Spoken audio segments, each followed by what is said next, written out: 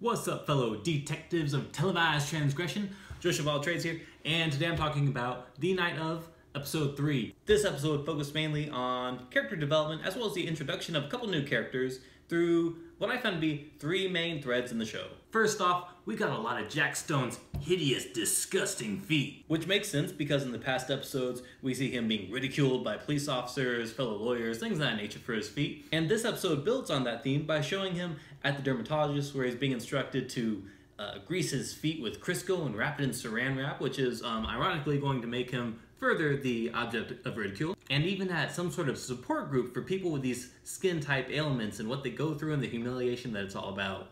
Now, early on in the series, I thought that this was going to be some sort of metaphor that linked Jack's actions with those of Nas, and that when Nas had some sort of successful resolution, then Jack would also have some sort of solution to his feet ailment. But I don't really think that's the case anymore. I think that Jack has his own things going on. I think he has a bad career, he has a bad reputation for defending lowlives and trying to get plea bargains instead of actually trying to get them out of their situation. And when he's able to step up and become a better lawyer and get to the next level of his own life, then he will find a resolution to those filthy feet. Which actually segues nicely into the second thread, because while Jack Stone is having these conversations about money and how it's going to cost $50,000 to represent their son to Nas's parents, we see Alicia Crow step in and represent some sort of big name legal firm, and basically instead of charging Nas's parents to do this, she's able to do it pro bono as some sort of PR movement for their law firm. Which, because of the financial predicament that they're in, they feel compelled to go with this big name lady that seems like she knows what she's talking about and has a ton of resources to go off of. Which I think is a pretty cool thing to talk about on the show, because there's some topics in American society, like the inflation of healthcare costs, that get a lot of conversation. But the inflating costs to access of other professions that also have barriers to entry, like doctors, lawyers, don't get talked about as much. And it makes me personally really sad, because I think this is a very appropriate demonstration of what a lot of people have to go through when they're in trouble. And although they need to be talking about taking care of themselves or their family or whatever they need to take care of, they need to be thinking about money and can I afford the representation I deserve, or can I afford the help I deserve? And then thirdly, actually turning to Nas's situation, we see him in prison going through the struggle of adapting to the prison lifestyle, and he has an inmate by the name of Freddie, which is a man with a lot of connections, reaching out to help him. I've never actually been to prison, so it's hard for me to say, but it's my understanding that prison is a little less rapey than it used to be. I don't think Nas is getting into My American Life or Blood In, Blood Out, but he is in a predicament.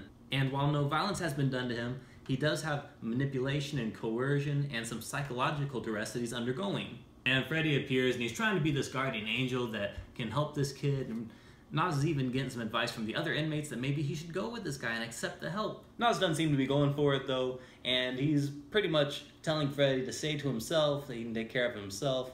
And as the episode ends, we see a little bit of a mob violence type situation where they're burning his things, and it leaves us, the audience, wondering, is he going to be able to take care of himself? It leaves us with some questions too. I'm wondering, what does this guy have to gain from offering to help?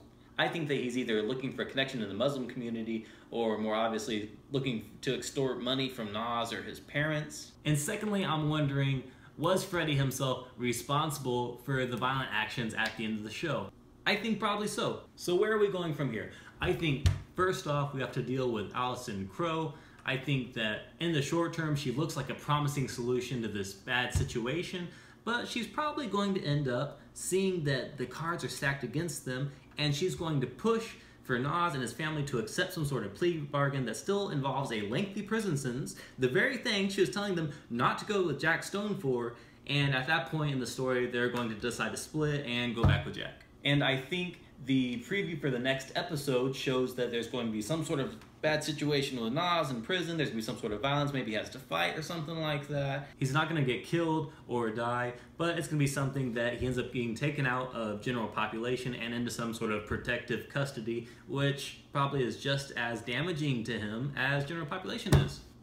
And finally, we're going to see a lot more of those disgusting feet of Jack Stone.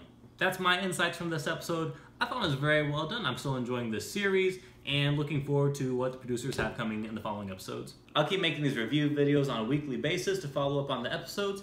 Tell me what you think, like, or leave a comment below. I'm looking forward to hearing from you, and I'll post something next week.